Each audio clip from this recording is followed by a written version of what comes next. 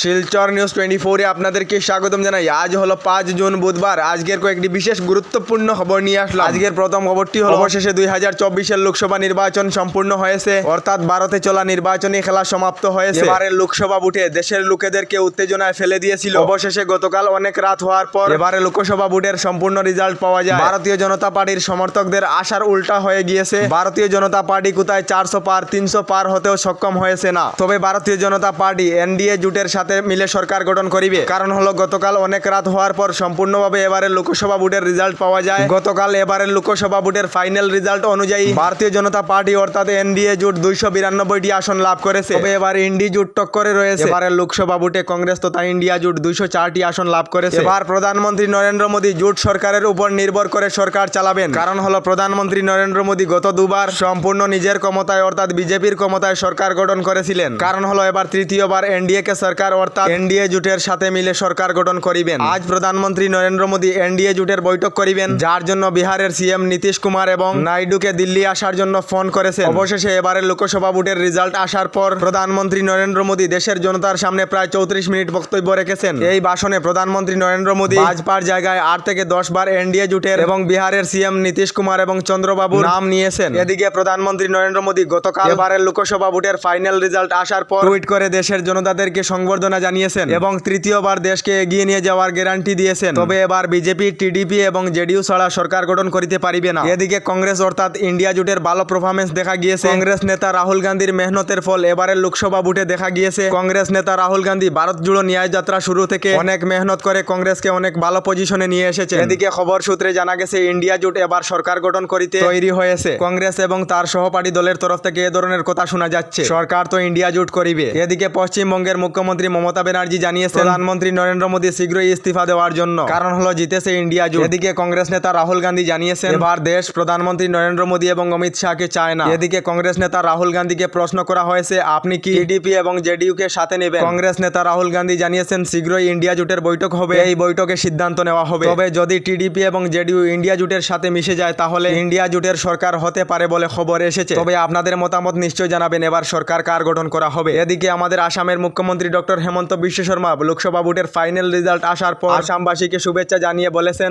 আসামবাসী বিজেপিকে 11টি আসন দিয়েছেন। এদিকে করিমগঞ্জ লোকসভা আসনে বিজেপি প্রার্থী কৃপানাথ মালা এবং কংগ্রেস প্রার্থী হাফিজ রশিদ আহমেদের মধ্যে হাড্ডাহাড্ডি লড়াই পর অবশেষে জয়ী হলেন বিজেপি প্রার্থী কৃপানাথ মালা। করিমগঞ্জ আসনে বিজেপি প্রার্থী কৃপানাথ মালা জয়ী হওয়ার পর জানিয়েছেন কথা রেখেছেন সংখ্যালঘু ভোটাররা। এদিকে শিলচর আসনে বিজেপি প্রার্থী পরিমল শুক্লবৈদ্য কংগ্রেসের প্রার্থী সূর্যকান্ত সরকারকে 2.5 লক্ষ ভোটে পরাজয় করেছেন। আমাদের ডেইলি খবরগুলি ভালো লাগলে আমাদের ভিডিওতে লাইক দিয়ে চ্যানেলটিকে সাবস্ক্রাইব করে নেবেন।